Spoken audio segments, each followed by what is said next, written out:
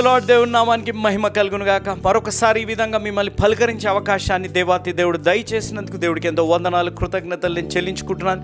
దేవాతి దేవుడు ఎంతైనా నమ్మదగిన దేవుడు నా జీవితాల్లో ఉన్నారు అనేది మనం నమ్మాలి. నమ్ముతున్నామా? ఆ నమ్మకం మీ జీవితాల్లో రావాలి అంటే ఈ వాక్యాన్ని మీరు వినాలి. ఈ వాక్యాన్ని మనం వినే ముందు ప్రార్థన చేసుకొని వాక్యాన్ని మనం ప్రారంభించుకుందాం. కృపా సత్య సంపూర్ణుడైన దేవా, వాగ్దానం చేసిన దేవుడు, నమ్మదగిన వాడు ప్రభువా, మేము అపనమ్మకంగా ఉన్నా మీరు నమ్మకంగా ఉన్నందుకు మీకు స్తుతులు, స్తోత్రాలు. యేసు అనుచరులకు అనేక బిడ్డలు వారు ప్రార్థన అవసరతలు పంపించారు తండ్రి. వాటన్నిటిని మీ పాదాల దగ్గర తీసుకొని వస్తున్నాం తండ్రి. వీటిలో ప్రాముఖ్యంగా ప్రభువా జయానందం గారు ప్రభువా తన భార్యకి ఫీవర్తో చాలా బాధపడుతున్న స్వస్థత కొరకై, మరియమ్మ గారు ప్రభువా గర్భసంచి ఆపరేషన్ కొరకై ప్రార్థిస్తున్నాం తండ్రి. వినోద గారు ప్రభువా ఉన్న తీవ్రమైన అనారోగ్యం నుంచి స్వస్థత కొరకై, కుమారి గారి కొరకై ప్రార్థిస్తున్నాం. సారా గారు ప్రభువా అనారోగ్యంలో ఆరోగ్యం కొరకై ప్రభువా, లలిత ప్రసాద్ గారు ప్రభువా ఆరోగ్యం కొరకై, తారా గారు ప్రభువా తనుశ్రీ ఆపరేషన్ కొరకై, బిడ్డ ఆర్థిక స్థిరత్వం కొరకై, మార్తా జయరాజ్ గారు ప్రభువా, ఎలీషా రాజు గారు అనారోగ్యంతో ఉన్నారు స్వస్థత కొరకే. వీరందరినీ మీరు పేరు పేరున మీరు జ్ఞాపకం చేసుకోమని మేము బ్రతిమలాడుతున్నాం. అదేవిధంగా ప్రమీల ఆంటీ, షారోన్ ఆంటీ గారు కొరకై, సుప్రీత్ తనుశ్రీ కొరకై మేము ప్రార్థిస్తున్నాం తండ్రి. అదేవిధంగా సంతానం లేని బిడ్డల కొరకై, వివాహం కాని బిడ్డల కొరకే, రక్షణ లేని బిడ్డల కొరకే, ఐసీయూలో హాస్పిటల్స్ ఉన్న బిడ్డల కొరకే కూడా మేము ప్రార్థిస్తున్నాం. అదేవిధంగా ప్రేమ నమ్మకం కలిగిన మా ప్రియ పరలోకపు తండ్రి, జీవం కలిగిన మా దేవ, ఈరోజు మేము ఈ రక్షణ సువార్త వినగలుగుతున్నాము అనంటే ప్రభువా మీ ద్వారా ప్రేరేపింపబడి సహాయం అందించిన ఈ కుటుంబం, కృపా సత్య సంపూర్ణుడైన దేవ, జీవం కలిగిన మా దేవ, మీ పరిశుద్ధ పాదాల దగ్గరకు వచ్చి ప్రార్థిస్తున్నాం. కోట్లాది ప్రజలు ఈరోజు ఈ రక్షణ సువార్త విని ఆత్మీయ మేల్కొల్పు తెచ్చుకునే అవకాశాన్ని వారు వెళ్ళలేకపోయినా వెళ్ళేలాంటి యేసును చాలా పరిచర్యను ప్రోత్సహించి బలపరిచారు. మీ ద్వారా ప్రేరేపింపబడి చేసిన సహాయాన్ని బట్టి మీకు స్తుతులు, స్తోత్రాలు. ఈ కుటుంబాన్ని ప్రభువా Mr and Mrs Vijay Prabhakar గారిని, కోట సత్యవతి గారిని, వారు ప్రభువా టి నర్సాపురం వాస్తవ్యులు, వారి కొరకు ప్రత్యేకంగా ప్రార్థిస్తున్నాం. మీరు వారిని దీవించి ఆశీర్వదించండి. వారికి ఇచ్చిన సంతానం కుమార్తె ఉషశ్రీ కొరకై, మరొక కుమార్తె విజయ్ మేరీ కొరకై, కుమారుడు జాన్ వెస్లీ కొరకై మేము ప్రార్థిస్తున్నాం. వారి చదువులు, వారి భవిష్యత్తు ప్రభువా, వారి ఆరోగ్యాల కొరకే మేము ప్రార్థిస్తున్నాం. వారందరినీ మీరు పేరు పేరున జ్ఞాపకం చేసుకొని వారిని దీవించి ఆశీర్వదించమని మేము వేడుకుంటాం. అదేవిధంగా విజయ్ ప్రభాకర్ గారి తల్లిదండ్రులు ప్రభువా శకుంతలమ్మ గారు, ఆంజనేయులు గారిని కూడా మీరు జ్ఞాపకం చేసుకోమని మేము బ్రతిమలాడుతున్నాం తండ్రి. ఈ కుటుంబం ఈరోజు మీ ద్వారా ప్రేరేపింపబడి చేసిన సహాయాన్ని బట్టి ప్రభువా ఈరోజు వారి జీవితాల్లో ఎలాంటి పరిస్థితుల్లో వారు ఉన్నా, నమ్మలేని పరిస్థితులు ఉన్నా, నన్ను నమ్మే దేవుడు, నా తోడుండే దేవుడు ఉన్నారని తెలుసుకునే అవకాశాన్ని దయచేసినందుకు మీకు స్తుతులు, స్తోత్రాలు. ఈ కుటుంబానికి ఈరోజు ఈ వాక్యం వింటున్న ప్రతి బిడ్డకి, ఈ వాక్యం విని రక్షణ తీర్మానం తీసుకోబోతున్న బిడ్డలకి మీ ద్వారా ప్రేరేపింపబడిస్తున్న వాగ్దానం, ఆజ్ఞ, సూక్తి తండ్రి, నీ నుదిరి చెకుమికి రాతి కంటే కఠినముగా ఉండు వజ్రము వలె చేసేదను. ఎజికేల్ గ్రంథం 3వ అధ్యాయం 9వ వచనం. ఆజ్ఞ, భయపడకము జడియకము. ఎజికేల్ గ్రంథం 3వ అధ్యాయం 9వ వచనం. సూక్తి, విశ్వాసం కోసం బాధలు అనుభవించడం శిక్ష కాదు, అది ఒక ఆధిక్యత. To suffer for faith is not a penalty, it is a privilege. తండ్రి, ఈ సూక్తి మా జీవితాల్లో ఆత్మీయ మేల్కొల్పు తెచ్చి ఆజ్ఞానుసారంగా జీవించి ఈ వాగ్దానం మా జీవితాల్లో నెరవేర్చే ఆత్మీయ అనుభవంలోకి నన్ను మమ్మల్ని నడిపించమని మరొకసారి మీ పాదాల దగ్గర ఈ వాక్యం వింటున్న ప్రతి బిడ్డని, ఈ వాక్యం విని రక్షణ తీర్మానం తీసుకోబోతున్న బిడ్డలని, ఈ వాక్యం సర్వలోకం వినేటట్టు వారు వెళ్ళలేకపోయినా వెళ్ళేలాంటి యేసు పరిచయం ప్రోత్సహించిన Mr and Mrs Vijay Prabhakar garu, Satyavati గారు, వారి ముగ్గురు బిడ్డలు, విజయ్ ప్రభాకర్ గారి తల్లిదండ్రులని నిండుగా మెండుగా దీవించమని ఈ వాక్యాన్ని బోధించబోతుండగా నాతో మాట్లాడండి, నా ద్వారా మాట్లాడి ఈ వాక్యం వింటున్న ప్రతి బిడ్డని మీరు పేరు పేరున దీవించి ఆశీర్వదించి ఈ వాగ్దానం స్వతంత్రించుకున్న అనుభవంలోకి నడిపించుమని యేసు నామం అడిగి వేడుకుంటాం తండ్రి, ఆమెన్. ప్రార్థనలో నాతో పాటు ఆమెన్ చెప్పిన ప్రతి బిడ్డని దేవుడు నిండుగా మెండుగా దీవించి ఆశీర్వదించును గాక. ఎలా ఉన్నారు? బాగున్నారా? కుటుంబము, వ్యక్తిగత జీవితం, వైవాహిక జీవితంలో పరిస్థితులు బాగా ఉన్నాయా? ఈరోజు ఏ సంబంధాల్లో లేనా మీరు నేను గమనిస్తే నమ్మకము అనేది చాలా ప్రాముఖ్యమైనది. నమ్మే పరిస్థితుల్లో మనం జీవిస్తున్నామా అనేది ఒక్కసారి ఆలోచించాలి. ఈ వీడియోని చూడండి. నేను ఈ వీడియోని చూసినప్పుడల్లా నేను ఎంతో బాధపడే పరిస్థితులు. ఎందుకనగా ఏ సంబంధమైన నమ్మకంపై ఉంది. నమ్మకము లేదు అంటే ఆ సంబంధం నిలబడడం చాలా కష్టం. ఈరోజు నీవు నేను కూడా ఆ దేవుడిపై నమ్మకం పెడితేనే మన జీవితాల్లో ఒక స్టెబిలిటీ ఉంటుంది. మన జీవితాల్లో మనము కష్టాలు, శ్రమలో ఉన్నప్పుడు ఆ దేవుడు ఆదుకుంటారనే విశ్వాసంలో మనం బ్రతుకుతుంటాం. కానీ ఇక్కడ మీరు గమనిస్తే భార్యాభర్తల సంబంధాలలో నమ్మకం లేని బ్రతుకులు. ఈ రోజుల్లో ఆ నమ్మకం కలిగే బ్రతుకులు లేవు కాబట్టి కుటుంబ వ్యవస్థ చిన్నాభిన్నమయ్యే పరిస్థితులు ఉన్నాయి. కానీ బైబిల్లో మీరు గమనిస్తే యోసేపు గారు మరియమ్మని నమ్మారు, బోయాజ్ గారు రూత్ గారిని నమ్మారు. వారు నమ్మారు కాబట్టి ఈరోజు మన జీవితంలో ఒక సాక్షులుగా ఉన్నాయి. మన తల్లిదండ్రులు మీరు గ్రహించండి, ఒకరిని ఒకరు నమ్మారు. నేను చెప్పాలి అని అంటే నా కుటుంబంలో నా తండ్రిని నేను 2 నెలలు 3 నెలలు నేను చూసేవాడిని కాదు. అంత విస్తారమైన పరిచర్య వారు చేస్తూ ఉండేవారు. నా తల్లి మా తండ్రిని నమ్మింది, మా తండ్రి మా తల్లిని నమ్మారు. ఈరోజు నీ నా జీవితాలు గ్రహించాలి. ఆ నమ్మకం తమ్ముడు చెల్లెమ్మ అక్కయ్య అన్నయ్య మీ సంబంధాలలో ఉందా? తోబుట్టులుగా ఒకరి మధ్య ఒకరికి ఆ నమ్మకం మీరు జీవితాల్లో కలిగి ఉన్నాయా? మీ నమ్మకాన్ని బట్టి మీ జీవితము ఎంత బలంగా ఉందో, మీ విశ్వాసం ఎంత బలంగా ఉందో తెలుస్తుంది అనేది గ్రహించాలి. అలాంటి నమ్మకత్వం మీ కుటుంబాల్లో లేకపోతే మీ కొరకు ప్రార్థించి మీ కుటుంబం యేసు అనుచరులని కుటుంబం, మన ప్రియతమన్న జోషన్న గారు స్థాపించిన యేసు అనుచరులని కుటుంబం మీ కొరకు ఉంది. ప్రతిరోజు 4 పూటలు ప్రతి శనివారం రోజంతా మీ కొరకు మేము ఉపవాస ప్రార్థనలు మేము చేస్తున్నాం. మా నాన్నగారు ఎప్పుడు మాకు ఒక మాట చెప్పేవారు, దేవుడు నమ్మదగిన వాడురా, ఎప్పుడు ఆయన అన్యాయం చేసే దేవుడు కాదు. గూటాల వెస్ట్ గోదావరి అనే ఒక చిన్న కుగ్రామం, ఒక పనిష్మెంట్ ట్రాన్స్ఫర్స్ టీచర్స్కి చేసి ఆ కుగ్రామం నుంచి దేవుడు జోషన్న గారు లేవనెత్తారు. జోషన్న గారు నమ్మారు ఆ దేవుణ్ణి. నేను దేవునికి ఒక పాత్రగా వాడబడాలని. ఎంత బలమైన పాత్రగా వాడబడ్డారంటే ప్రపంచవ్యాప్తంగా తెలుగు ప్రజలు ఎక్కడెక్కడైతే ఉన్నారో వారందరూ రక్షణ సువార్త జోషన్న ద్వారా పలికిన ఆ మాట, దేవుని యొక్క జీవం కలిగిన మాట, వారు నమ్మి వారి జీవితాలు బాగుపడే విధంగా జోషన్న గారిని దేవుడు వాడుకున్నారు. వారి కుమారులుగా నేను కానీ మా అన్నయ్య గారు కానీ మీ కుటుంబ సభ్యులం మేము, మీ తోబుట్టులం, మీ స్నేహితులం, మీకు తోటి విశ్వాసులం మేము. మీ కొరకు ప్రార్థించే బాధ్యత మాపై ఉంది. మీరు మర్చినా మేము మరవం. మీరు ఎప్పుడైతే మీరు మాకు ప్రార్థన వస్తారో ఇస్తారు. కాబట్టి ప్రతిరోజు 4 పూటలు ప్రతి శనివారం రోజంతా మీ కొరకు ప్రత్యేకంగా ఉపవాస ప్రార్థనలు కొన్ని సంవత్సరాలుగా మేము చేస్తూ వస్తున్నాం. ఏదో ఇప్పుడు అప్పుడు సోషల్ మీడియాలో చూపెట్టడానికి కాదు. ప్రతి శనివారం రోజంతా మా దగ్గర ఉన్న సేవకురాళ్ళంతా మీరు ఇచ్చే ప్రతి ప్రార్థన వస్తారు తండ్రి. రోజంతాగా మేము 3 గంటల వరకు ఒక సెషన్, 3:30 నుంచి ఇంకొక సెషన్తోని మేము ఉపవాస ప్రార్థనలు చేస్తున్నాం. మీ జీవితాల్లో, మీ సంబంధాలలో, మీ తోబుట్టులలో మీపై మీకు నమ్మకం కలిగి మీరు అనుకున్నది సాధించే విధంగా, మీ సంబంధాలలో నమ్మకంతో నెమ్మది వచ్చే విధంగా దేవుడు మిమ్మల్ని దీవించి ఆశీర్వదించునుగాక. ఆమేన్. వాక్యంలోకి వెళ్ళే ముందు ఒక పాటను విందాం. యవ్వనుడా ఎందాక నీ పయనం, ఈ రంగుల వలయంలో నీవు చిక్కుకున్నావా?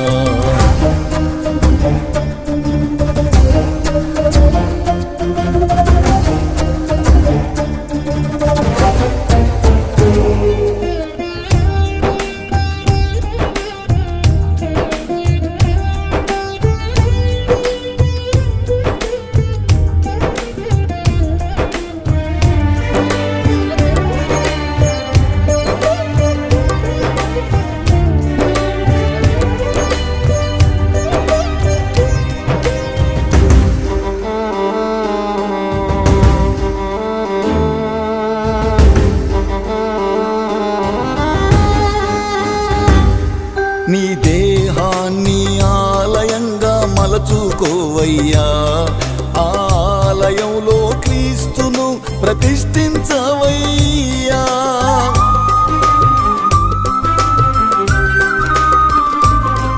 నీ దేహాన్ని ఆలయంగా మలచుకోవయ్యా, ఆలయంలో క్రీస్తును ప్రతిష్ఠించవయ్యా.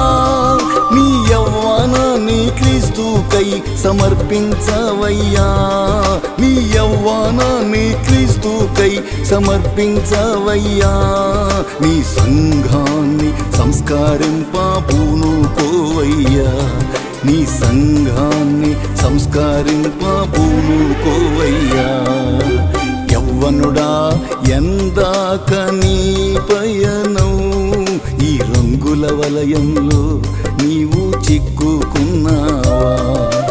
యవ్వనుడా ఎందాక నీ పయనం, ఈ రంగుల వలయంలో నీవు చిక్కుకున్నావా? నీ గురి ఏదో ఇంకా నీకు తెలియదు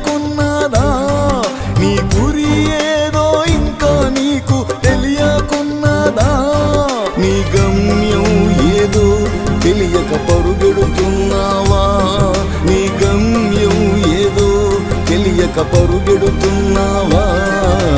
యవ్వనుడా ఎందాక నీ పయనం? ఈ రంగుల వలయంలో నీవు చిక్కుకున్నావా?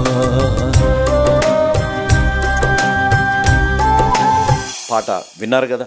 మనం హీరోస్ ఆఫ్ ది బైబిల్ అనే సిరీస్లో యెషయా గ్రంథాన్ని మనం ధ్యానిస్తూ వస్తున్నాం. గత కొన్ని వారాలుగా ఆ యెషయా గ్రంథాన్ని మనం ఆపం. ఎందుకనగా ముంబైలో ధారావి అనగా ఏషియాలోనే అతిపెద్ద స్లమ్ అనగా ఆసియా ఖండంలోనే అతిపెద్ద స్లమ్గా ఉన్న ధారావి అనే ప్రాంతంలో సువార్త పరిచర్యకు వెళ్ళే గొప్ప అవకాశాన్ని దేవుడు దయచేశారు. అక్కడ ఏ విధంగా సువార్త పరిచర్య జరిగింది, ఆ స్లమ్లో మనుషులు ఏ విధంగా ఉన్నారు అనేది ఒక చిన్న వీడియోని చూద్దామా? Praise the Lord. దేవుని నామానికి మహిమ కలుగును గాక. బాగున్నారు కదా? ఈ పక్కనున్న వీడియోని చూస్తుండండి. దేవుడు మనం ఎంత ధన్యత చేసుకున్నాం. ఈ ప్రాంతము మన ముంబై అనగా ఆర్థిక రాజధానిగా భారతదేశంలో పిలువబడే ముంబై ప్రాంతాన్ని డ్రీమ్ సిటీ అని పిలువబడేది. అనేక సినిమా తారాలు కానీ పొలిటీషియన్స్ కానీ అనేక మంది వ్యాపారవేత్తలు ధనవంతులు లోకంలో ఉన్నవారు ఉండే ప్రాంతం. కానీ ఈ ప్రాంతంలో ఇలాంటి దుస్థితి కలిగిన ప్రాంతంలో యేసు అనుచరులు, మన ప్రియతమన్న జోషన్న గారు స్థాపించిన యేసు అనుచరులు అనే పరిచర్య ఈ ప్రాంతానికి అక్కడున్న బ్రదర్ డానియల్ అంకుల్ గారు మరియు వారి కుమారుడు ఇమాన్యుయల్ గారు ఆహ్వానం మేరకు యేసు అనుచరుల తరఫు నుంచి జాన్ స్పర్జన్ గారు, అదేవిధంగా భక్తి సింగ్ అని నేను అన్నయ్య గారు మేము కలిసి ఆ ప్రాంతంలో సువార్త పరిచర్య చేయడానికి వెళ్ళాం. మా కళ్ళల్లో నీళ్లు వచ్చేసి ఆ ప్రాంతాన్ని చూసినప్పుడు, ఆ ప్రాంతంలో ఉన్న పరిస్థితులు బ్రతుకుతున్న ఇవి చూస్తున్నప్పుడు తట్టుకోలేని పరిస్థితి. ఎందుకు నేను ఈ మాట అంటున్నాను అనంటే, అక్కడున్న వారు చెప్తున్న మాట, ఉదయకాలం 5 గంటల నుంచి 12 గంటల వరకే అంటే బాత్రూమ్స్ ఉంటాయి, తర్వాత ఇంకా బాత్రూమ్స్ క్లోజ్ చేసేస్తారు అని అన్నారు.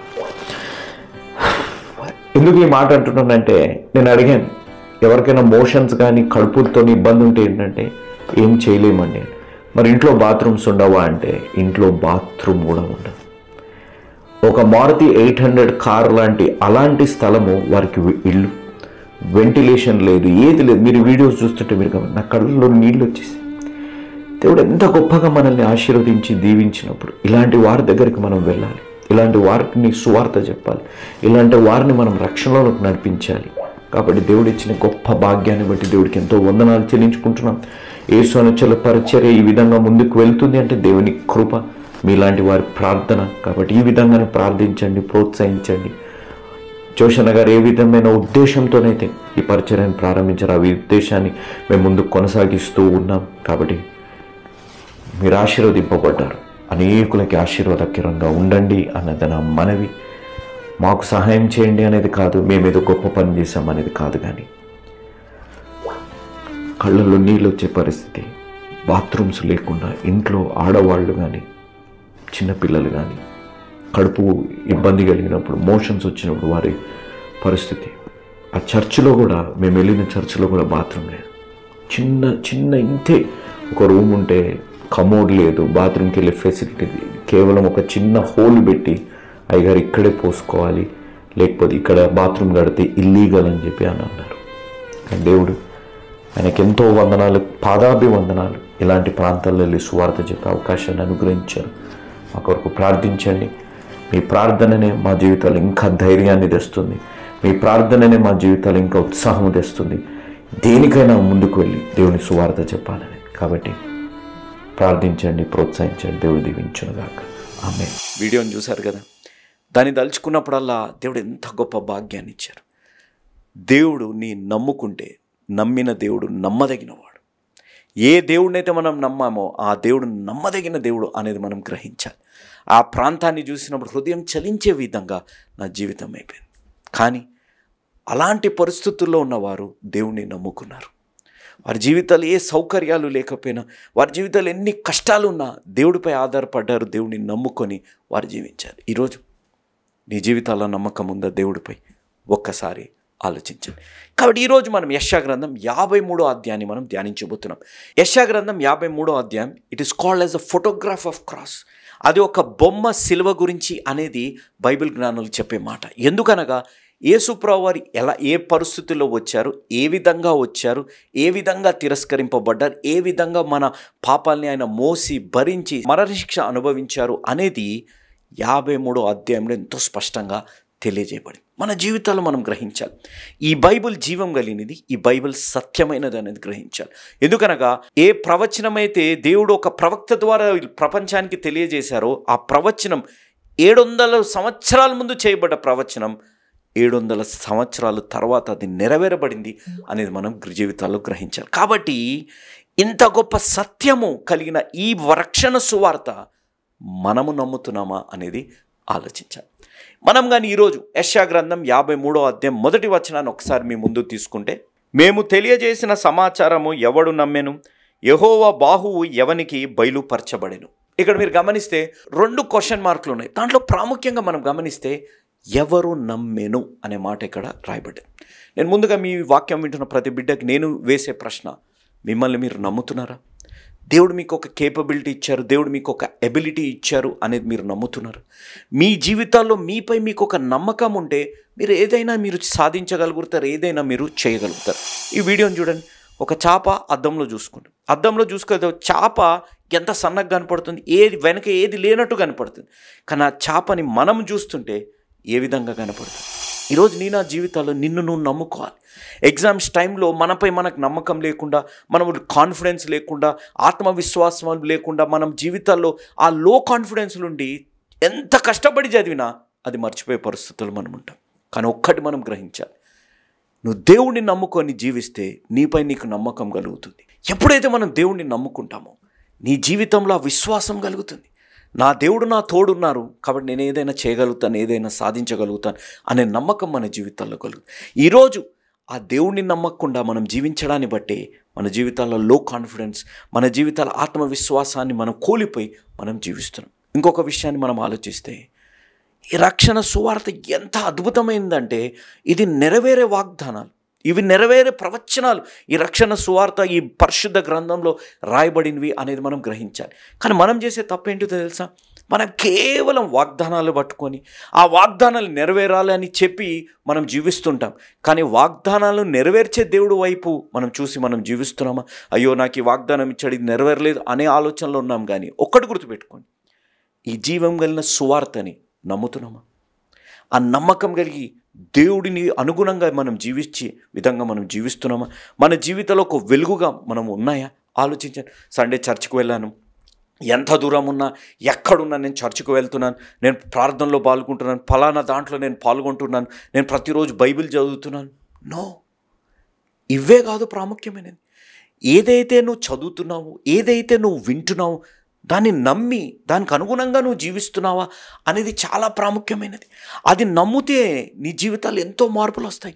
ఈ రోజులు ఎంత భయంకరమైన పరిస్థితులను భార్యాభర్తలను నమ్ముకొని జీవించాలి, లేకపోతే ఎంత బాధాకరం చెప్పాలా, మన సొంత వారు ఎవరైనా ఉంటే మన పర్స్ అక్కడ పెట్టడానికి కూడా మనం భయపడే పరిస్థితుల్లో నమ్మకం లేదు. కాబట్టి మన సొంత వారు ఉన్నా, మీరు ఆలోచించండి, సొంత వారు ఉన్నా కూడా పర్సు పెట్టాలన్నా, ఫోన్ పెట్టాలన్నా కూడా భయపడే పరిస్థితి, పోతే ఎవరిని అడగాలి, ఏమైపోతుందో అనే పరిస్థితుల్లో మనం జీవిస్తున్నాం. కానీ దేవుడు ఈరోజు నీకు నాకు కూడా వేస్తున్న ప్రశ్న, దేవుడిని నమ్మి నువ్వు జీవిస్తున్నావా అనేది ఆలోచించాలి. ఎందుకు మనం నమ్మట్లేదు? ఎందుకనగా మన జీవితాలు ఇంకా పాపం ఉంది కాబట్టి. World War I జరిగిందండి. World War జరిగి అంతా అయిపోయినాక ఆ దేశాల్లో ఉన్న ప్రజలు అన్నారంటే ఇంకా ఆయుధాలని పడేసేలా అంతా అయిపోవాలి, ఇంత భయంకరమైన యుద్ధాన్ని మనం చూసాం కాబట్టి మనం సమాధానంగా ఉండాలి. ఇంకా యుద్ధం అనే మాట కూడా మీరు నోట్లోంచి తీసుకొని రాకూడదు. ఆ యుద్ధం అనే మాట తెస్తే సేవకుల్ని కానీ ప్రవక్తల్ని కానీ అందరూ దూషించేవారంటే మీరు అలా మాట్లాడకూడదని. మళ్ళీ రెండో ప్రపంచ యుద్ధం వచ్చిందండి. రెండో ప్రపంచం యుద్ధం వచ్చినప్పుడు అందరూ ప్రజలు ఎవరైతే సేవకుల్ని కానీ వర్తమానికుల్ని కానీ ప్రవక్తల్ని కానీ దూషించారో వారందరు నోర్లు మూయబడ్డాయి. అప్పుడు సువార్థికులు కానీ సేవకులు కానీ ప్రవక్తలు కానీ పాస్టర్స్ గారు అన్న మాట, ఈ యుద్ధము అనేది చర్మవ్యాధి కాదు, ఈ యుద్ధము అనేది హృదయవాది. ఎందుకనగా ఈ లోకంలో మనుషుల జీవితాల్లో పాపం ఉన్నంత వరకు, నీతి లేని బ్రతుకులు బ్రతుకుతున్నంత వరకు యుద్ధాలు జరుగుతాయి అని చెప్పి అని అన్నారట.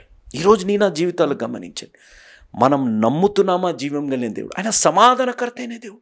ఈరోజు మన జీవితాల్లో సొంత తోబుట్టుల్ని, భార్యనో భర్తనో తల్లిదండ్రులు బిడ్డల్ని నమ్మలేని పరిస్థితుల్లో ఉంటే శాంతి ఎక్కడుంటుంది? సమాధానం మన జీవితాలు ఎక్కడుంది? అందుకే దేవుడు అంటున్న మాట, నమ్ముతున్నావా? ఈరోజు ఈ రక్షణ సువార్త చాలామందికి మీరు గమనించండి, నశించిపోతున్న వారికి మూర్ఖత్వంగా కనపడుతుంది కదా. People who perish they think this salvation or this good news is foolishness. ఈరోజు మన నశించిపోతున్న ఆత్మలకి ఇది వెర్రితనంగా ఉంటుంది. కానీ ఈ రోజుల్లో ఉన్న బాధాకరమైన పరిస్థితులు ఏముందో తెలుసా? ఈరోజు సువార్త కూడా నశించిపోయే మార్గంలో చెప్పేవారు అనేకులైపోయారు. ఇది నమ్మండి, ఇది తినండి, ఇన్ని వారాలు రండి, ఇది చెయ్యండి, అది చెయ్యండి, మోకాళ్ళ మీద రండి, లేకపోతే పాక్కుంటూ రండి, లేకపోతే ఇది ఇవ్వండి, అది ఇవ్వండి అని చెప్పడాన్ని బట్టి మనము నశించిపోయే వారంగానే మిగిలిపోతున్నాం. కానీ దేవుడి కొరకు జీవించి దేవుడిని నమ్ముకొని సజీవ సాక్షులుగా ఉండే విధంగా మనం జీవించలేకపోతున్నాం. అందుకే కొరింథీయులకు రాసిన మొదటి పత్రిక 2వ అధ్యాయం 14వ వచనంలో ఈ మాట ఎంతో స్పష్టంగా రాయబడింది.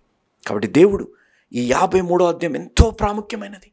ఈ బైబిల్లో ప్రవచనం నెరవేరింది అనే దాంట్లో ఒక సాదృశ్యంగా ఉన్న ఈ వచనం, ఏ క్రైస్తవ్యం అయితే క్రీస్తు యొక్క మరణ పునరుద్ధానంపై ఆధారపడిందో ఆ మరణం గురించి ఎంతో స్పష్టంగా, ఎందుకు, దేనివల్ల, ఎవరు వస్తారు, ఏ విధంగా భరిస్తారు, ఏ విధంగా మనల్ని విమోచిస్తారు అనేది ఈ అధ్యాయంలో ఎంతో స్పష్టంగా రాయబడింది.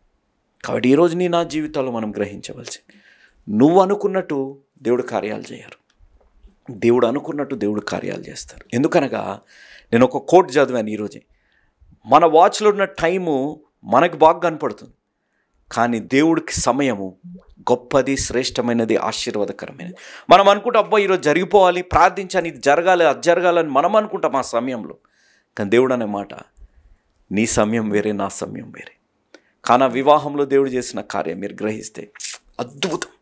ఆ విధంగా దేవుడు నీ జీవితాల్లో చేయాలని ఆశ కలిగి ఉన్నాను. ఈ అధ్యాయంలో మనం ప్రాముఖ్యంగా గమనిస్తే దేవుడు ఈ లోకాన్ని సృష్టించడానికి he was like A craftsman. ఆయన చేతులు లేకపోతే ఫింగర్స్ వాడారు. మనం కానీ కీర్తనల గ్రంథం 19వ అధ్యాయం 1వ వచనం మనం గ్రహిస్తే he just used his fingers. కానీ దేవుడు సృష్టించిన లోకాన్ని రక్షించడానికి ఆయన బాహుబలాన్ని వాడే పరిస్థితి వచ్చింది. ఎవరిని బట్టి? నీ జీవితంలో, నా జీవితంలో ఉన్న పాపాన్ని బట్టి మనం ఇంకా శోధింపబడుతున్నాం, మనం ఇంకా శోధనకి లొంగిపోతున్నాం, మన జీవితాలు ఇంకా ఆ నమ్మకం లేకుండా మనం బ్రతుకుతున్నాం. ప్రమాణాలు చేయడానికి ప్రమాణాలు ఎంత ఈజీగా చేసేస్తున్నాం, రక్షణ తీసుకుంటున్నాం, బాప్తిజం పొందుకుంటున్నాం, సంఘానికి వెళుతున్నాం, జీవం కలిగిన దేవుని యొక్క పరిశుద్ధ గ్రంథాన్ని చేతుల్లో పట్టుకొని ఎన్ని పాపాలు, ఎన్ని అబద్ధాలు మనం ఆడే పరిస్థితుల్లో, ఇలాంటి పరిస్థితుల్లో యుద్ధాలు ఉంటాయి, ఇలాంటి పరిస్థితుల్లో అశాంతత, అసమాధానం, ఇలాంటి పరిస్థితుల్లో నమ్మకత్వం మన జీవితాల్లో ఉండదు. నేను చెప్పే మాట, మీరు నమ్ముతే, నమ్ముట నీ వలన అయితే నమ్మువానికి సమస్తము సాధ్యం. ఆ విధంగా దేవుడు నీ జీవితాల్లో జరిగించునుగాక. ఆ నమ్మకాన్ని దేవుడు నీ జీవితాల్లో అనుగ్రహించునుగాక. ఆయన బాహుబలము చేత ఈ లోకాన్ని రక్షించే పరిస్థితి వచ్చింది. అందుకే దేవుడు మనకిచ్చిన ఒక గొప్ప భాగ్యము, సౌభాగ్యము, దేవుడు మనకిచ్చిన ఒక గొప్ప బహుమానం రక్షణ. ఆ రక్షణ ఉచితమైనది. నేను చెప్పే మాట, salvation is free but it is never cheap అనేది మనం గ్రహించాలి. అది చీపుగా, చులుకనగా తీసిపడేసేది కాదు రక్షణ. అది ఉచితమేమో కానీ అది తీసిపడేసేది కాదు. అంత గొప్ప రక్షణ సృష్టించిన దేవుడు సృష్టి కొరకు, మన కొరకు ఉచితంగా ఇచ్చినది. ఆయన బాహుబలాన్ని వాడి పరిస్థితుల్లో ఈ లోకంలోకి వచ్చారు అనేది మనం గ్రహించాలి. కాబట్టి నీ జీవితంలో, నా జీవితంలో ఆ నమ్మకం రావాలి. దేవుడిని నమ్ముకొని జీవించాలి. నువ్వు దేవుడికి నీ జీవితం ద్వారా ఒక సాక్షిగా ఉండి, ఎవరు నమ్మెను అనే ప్రశ్న దేవుడు నీ జీవితంలో, నా జీవితంలో వేసినప్పుడు, దేవా నేను నమ్ముతున్నాను అనే అంత ఆత్మీయ అనుభవంలోకి నడిపింపబడాలి అంటే ఈరోజు ఉచితంగా ఇస్తున్న రక్షణని నీ జీవితాల్లో ఆ రక్షణ పొందే విధంగా నువ్వు నడిపింపబడాలి. ఆ కార్యం నీ జీవితాల్లో జరగాలి. ఈరోజు ఈ వాక్యాన్ని వింటున్న వారు, తమ్ముడు, చెల్లెమ, అక్కయ్య, అన్నయ్య, అంకుల్, ఆంటీ, నా జీవితాల్లో నమ్మకం లేకుండా ఎంతమంది మన జీవితాల్లో మనం మోసపోతున్నాం. ఈ వీడియోలో చూస్తే యోసేపు గారు మరియమ్మని నమ్మారు. యోసేపు గారు మరియమ్మని నమ్మారు. పరిశుద్ధాత్మ ద్వారా నేను గర్భం ధరించానని. ఈ రోజుల్లో ప్రమాణాలు తీసుకొని మన జీవితాల్లో కలిసి బ్రతుకుతున్న నమ్మలేని పరిస్థితి. ఎందుకనగా పాపం మన జీవితాల్లో ఏలుబడి చేస్తుంది. బోయాజు రూతుని నమ్మాడు. కానీ మన జీవితాల్లో సొంత భార్యని, సొంత భర్తని, సొంత తోబుట్టుల్ని, సొంత తల్లిదండ్రులు కన్న బిడ్డల్ని నమ్మలేని పరిస్థితులు. కానీ దేవుడు నీకు నాకు వేస్తున్న ఒకే ఒక ప్రశ్న, నమ్ముతావా? నువ్వు నమ్ముతే నీ జీవితాల్లో దేవుడు సమస్తము సాధ్యము చేయునుగాక. నువ్వు అనుకున్న సమయం కాదు, నీ క్లాక్లో ఉన్న టైం వేరే, దేవుడి క్లాక్లో ఉన్న టైం వేరే. దేవుడి సమయము నీ శత్రువులను నోరు మూయించే సమయం. దేవుడి సమయం నీ జీవితాల్లో నువ్వు లేని దగ్గర నుంచి ఉన్నది సృష్టించగలిగిన దేవుని సమయం. నీ సమయము కన్నీరు గార్చే సమయం, వెంటనే ఆనందంగా మారాలని. కానీ దేవుడి సమయం నీ కన్నీటిని ఆనంద బాష్పాలుగా మార్చి అనేకుల నోర్లు మూయించే సమయం. అలాంటి సమయం దేవుడు నీ జీవితాలు అనుగ్రహించాలి అనంటే ఇదే అనుకూల సమయం, ఇదే రక్షణ దినం.